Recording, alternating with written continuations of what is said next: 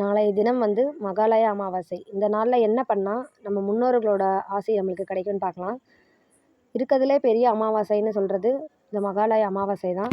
மகாலயபட்சம்ங்கிறது அமாவாசைக்கு முன்னாடி வர 15 நாட்கள், அதுலேருந்து ஆரம்பித்து அமாவாசை தினம் அது வரைக்கும் நீங்கள் வருடா வருடம் உங்கள் முன்னோர்களுக்கு திதி கொடுக்க முடியல அப்படின்னு சொன்னால் இந்த அமாவாசை நாளில் கொடுத்தீங்கன்னா உங்களோட 21 தலைமுறை முன்னோர்களுக்கு நீங்கள் திதி கொடுக்கறதுக்கு அது சமம்.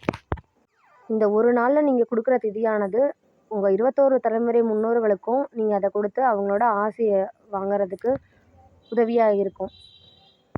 திதி கொடுக்கறது மட்டும் இல்லை, அன்னைய தினம் நீங்கள் என்ன பண்ணலான்னா, உணவு இல்லாத ஏதாவது ஒரு ஏழைகளுக்கு உங்களால் முடிஞ்ச அன்னதானம் செய்யலாம்.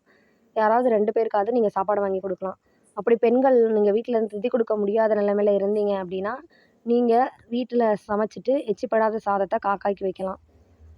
அப்புறம் மாலை நேரத்தில் சாமிக்கு விளக்கேற்றிட்டு முன்னோர்களை வழிபடலாம்.